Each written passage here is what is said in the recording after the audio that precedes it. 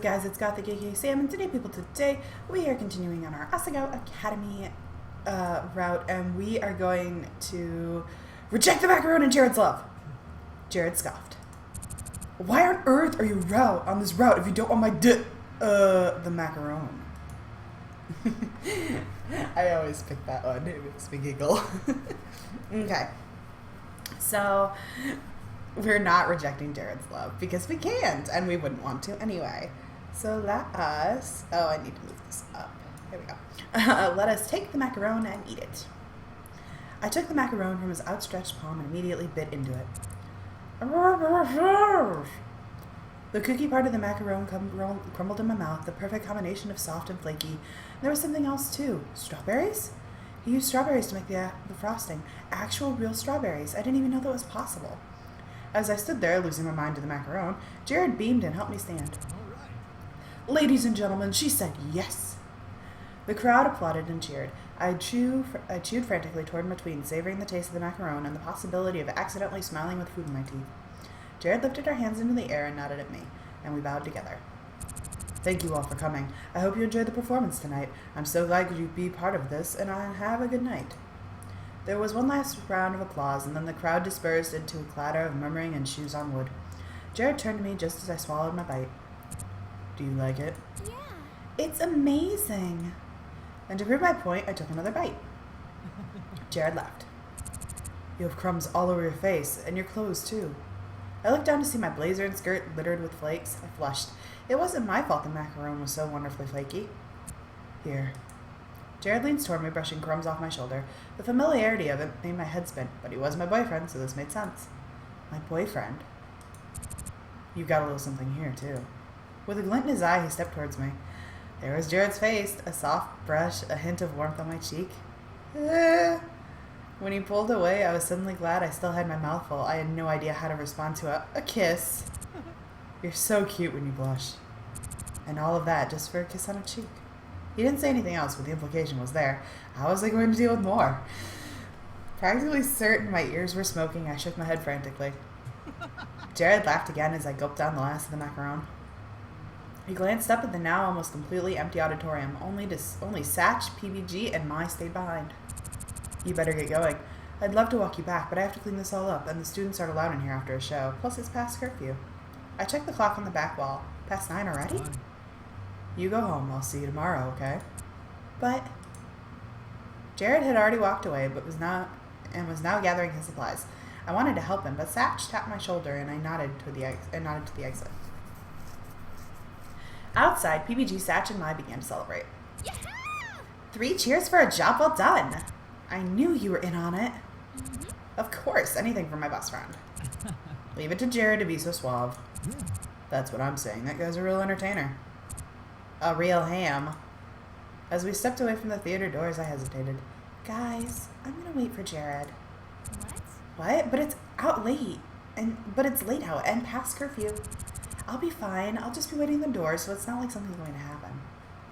Satch and PBG traded looks. No one trusted me to be able to take care of myself, especially considering my measly 5'2". Mai was about to protest again, so I cut her off. Seriously? I'll be completely fine, and Jared will walk me home. You guys will be in trouble if you don't leave now. I've made my decision. Should we stay with you? I want alone time with him. There wasn't much they could say to that. All right, but if you're not back at the dorm in an hour, I'm coming after you, you hear? Yes, ma'am. We said our goodnights, and they disappeared into the shifting moonlight. I stood back. Guys, words are hard. I stood back by the theater door and waited. It was a beautiful night. While not perfectly clear, the clouds passing over the moon created shifting patterns across the grassy grounds. A flower. Now a Pegasus. Now a sword. I was lonely, but it was also peaceful. I was around Mai for so long, sharing our rooms, that I hadn't had time for myself to just think. So much had changed since coming to Asagao. I had friends, a potential club, a tournament, and now even a boyfriend. I had always thought having a boyfriend would feel somehow different. I'm not sure how, I just thought it would. But it felt completely the same. The fact jarred me. My hands, my fingers, my face, everything was the same. I shivered. It was colder than I thought it'd be, or maybe I was just feeling it more because I wasn't moving. I bounced on my feet, hoping to stir some warmth into my body. Jared was taking quite a while. I should have brought my phone. Then I'd be able to practice. How was Dad doing? I hadn't heard from him in a while. Was he eating right now that I wasn't there to care for him? He seemed to kind of give up after Mom died. His only sparks of life came when I was with him or when he was working out pottery for the shop. The pottery shop was Mom's dream. She and Dad worked together, starting a life and career from scratch. I wasn't sure, but I thought their marriage was troubled. I didn't think my grandparents wanted my mother to marry my father. They disowned her. That was why I never met my grandparents, and that's why our family struggled so much. My mother had a refined, elegant behavior. She covered her mouth when she smiled and laughed. She floated around the workshop like the twinkling of bells. She always seemed to fill the space of whatever room she was in. It wasn't that she was loud, she was just bright. Always cheerful, always working hard, always passionate about her art. I missed her terribly. As I stared up at the moon dancing behind the cloud, the same old worry came to me, the one that I constantly tried to block out. What was my passion? The door opened next to me, and Jared stepped out of the theater, holding a giant box of random kitchen supplies, his kimono folded on top. The whisk was in his mouth. Jared! He jumped, almost dropping his box. I rushed to hold it up from underneath. He continued to stare at me in alarm, and seemed to be trying to say something. After a moment's hesitation, I plucked the whisk from his mouth. What are you doing here? I didn't want you to walk home alone. But it's been half an hour. I faltered. It was embarrassing, but I might as well say it. I was really happy that you wanted to date me. I honestly couldn't believe it was happening. I still can't. It feels like a dream. I can't believe that you might actually feel the same way about me that I do about you. I couldn't just leave you alone I couldn't just leave you to be alone after that. I'm your girlfriend after all. Jared stared at me mouth agape. I couldn't believe it. He was actually speechless. Hana, I mean, of course we're meant to be together. There's no such way two attractive people as ourselves could exist on this earth without being together. He snapped his head to flip his bangs.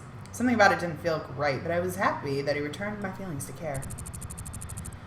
We should head out before we get in trouble, though. A fair maiden like you shouldn't be facing the threats of darkness alone. I'll help you carry something. Oh, my dearest Hana, what have I done to deserve such a monogamous flower as yourself? I chuckled as I grabbed his kimono and a precariously perched kettle off his pile of things. We dropped his things off on the first floor of Bluebell House, and then headed to Primrose, discussing the performance and all the preparation that went into it. The hardest part was that macaron. You do not want to know how many I had to go through to make that. I feel bad that I had to eat it, though. It was pretty. It was almost a work of art. You have no idea how relieved I am that you enjoyed it. I was so worried about it. Of all the batch, it didn't end up tasting good. It was delicious. Please make them again for me sometime. Of course, anything you ask, I will do. Anything for you, my lady. I wish I could have taken a picture of it. Still, I think it's good that I ate it. I can understand your feelings much more through its taste than its appearance. It was beautiful, of course, and the taste had a kind of warmth and care that I didn't just get from looking at it. Jared stared at me, a giant grin on his face. Was that stupid to say? Of course not. You're just too damn cute for words. Anyway, it seems we're here. I looked up. Somehow we came to my dorm in record time. I hadn't even noticed it happening. Already? I made a face at the building. Don't worry, Hana. I'll talk to you tomorrow. But for now it's late, and I've taken up too much of your time already. Thank you for walking with me. It was unbelievably nice of you to wait for me. And thank you for being my girlfriend. Oh, no, I mean thank you, My stutter came back with a vengeance. Jared patted me on the head. Good night, Hana. Good night. And with that, I dashed into Primrose's house. Jared stood outside, watching until I got past the main doors and it was clear I was safe, and he began his walk home. I had a boyfriend. A boyfriend. Jared was my boyfriend. Oh man, no amount of saying it can make it ever feel real. Wish I had a boyfriend named Jared. Just saying. When I laid my head on top of my pillow that night, my heart was soaring. Jared's girlfriend. I was Jared's girlfriend. Only a few weeks ago, I arrived at the academy knowing no one, unsure of whether I would even make a friend. Now I, Hana Mizuno, was dating the most beautiful guy in school. I kept trying to picture what dating Jared would be like, but my mind came out blank. And the more I thought about it, the more the joyous butterflies in my stomach turned to heavy seeds of doubt. Jared was experienced in a way that I was not. Heck, he even kissed me on the cheek as if it was nothing to him. It was probably nothing to him, but the same thing to me meant a lot, and I didn't know how to deal with it. I'd never had a boyfriend before. I'd never even kissed before. With Jared, it seemed like everything happened so fast. Like the tea ceremony, it was certainly the most romantic thing anyone had ever done for me, and I liked it a lot. But only after it happened did I realize how overwhelming it had all been. I didn't know what having a boyfriend would be like or what my limits were. The unknown facing me was like a dark abyss. My chest tightened and my thoughts raced out of control. What if things with Jared moved too fast? What if he expected too much of me as his girlfriend? What if I disappointed him? What if he disappointed me? What if he tried to kiss me tomorrow? I flung up and got out of bed. There was no point in trying to sleep with my mind racing like this. Hannah, is something wrong? A shuffling came from Mai's top bunk. Did I wake her? I flipped on the light switch. Mai sat up in her bed, completely awake. Did I wake her, or was she having a hard time sleeping too? Everything okay? No, I think I'm kind of freaked out.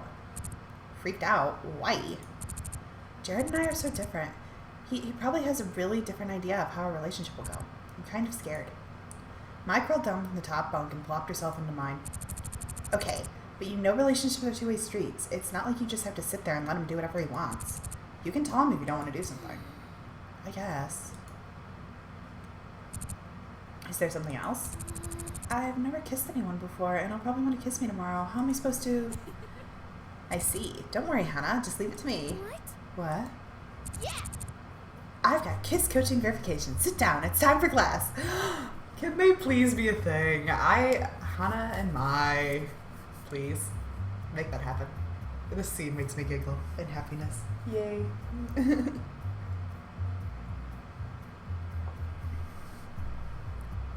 Alright.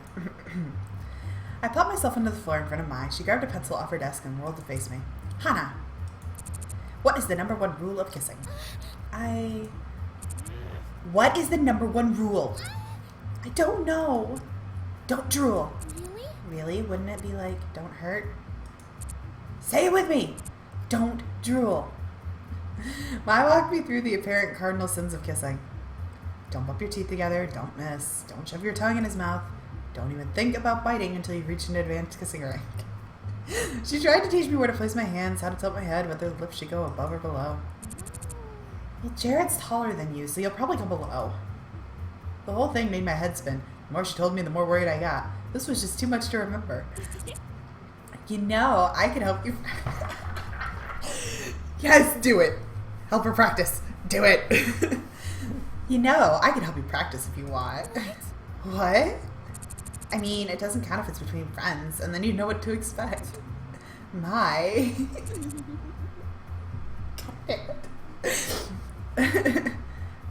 Fine. It never hurts to ask. You should have said yes, Hannah. By the time Mai finished, it was early in the morning. There was no way either of us would feel particularly good when we woke up, but at least we were finally tired enough to go to sleep. Before we left the next morning, Mai made a final check. Teeth brushed? Check. Light dabs of perfume? Check. Show me your teeth. Check. Yeah. Everything in place for your first kiss? Are you excited? Not really. Nervous? Don't worry. Just remember what I taught you. What's the first rule? Don't drool. Perfection. You've got it. Mai pushed me into the hall and locked the door behind us. It didn't occur to me until just now, but I almost felt like Mai was overcompensating with this whole kissing thing. Was she upset that I was dating Jared, or was it something else? Let's go. Even when walking to Poppy Hall, I was surrounded by whispers and giggles. See, that's the girl from last night. Jared's girlfriend. Ugh, she's so lucky. I didn't like being the center of attention, but nobody seemed to care. I felt like everyone was watching my every move. Mai tried to block them from my view and thoughts with an anecdotal account of the time she fell into the swimming pool and her top came off, but it wasn't helping at all. We walked into Poppy and my heart sped into overdrive. It was pumping even faster than usual, probably because I was so damn tired. All I wanted to do was lay my head down and wait for the day to be over. I scanned the hallway nervously, looking for the familiar sparkling light that emanated from Jared. Oh no, there he was, down the hall. A mixture of joy and dread hit me, and I stopped in my tracks. I was so worried about to do when I kissed him that I forgot to come to an actual conclusion about whether I was okay with our first kiss being like this. Mai pressed the small of my back, ushering me forward. Come Come on, Hana. No time to be nervous. You'll do great. So excited for you. Good morning. Good morning. Good morning. Well, I need to head into class because I have a test. I gotta talk to... PBG passed by us at that moment, carefully avoiding Jared in my eyes. PBG! I need to talk to PBG. What? What? Let's go. Hana. Hana. Hi. Hi, Jared. Out of the corner of my eye, I noticed a few girls had stopped in the middle of the hallway to watch. I tried to ignore them and focus on Jared. It's sunny today. It is. Nice one. Maybe I should have allocated some of my time training to small talk. More and more students gathered around. I felt trapped. The cafeteria is serving pulled pork sandwiches today. Nice. I really like pork. In one swooping motion, Jared closed the distance between us and pulled me into his arms, probably to shut me up. I didn't know whether to be grateful or more nervous. The way Jared grabbed me, my hands were shoved against his chest, and it was rather difficult to move. I squirmed, uncomfortable to suddenly be so close. How was I supposed to put my hand on his neck if we were like this? He was really warm, though. Lean and wiry. His chest was so flat. Were all boys' chest this flat? Something pressed at the top of my head, and I glanced to see Jared smiling down at me. I took a deep breath to calm my heart, but it was no use. The crowd around us giggled and whispered. My cheeks grew unbearably warm. Ah! Could everyone tell I was blushing too?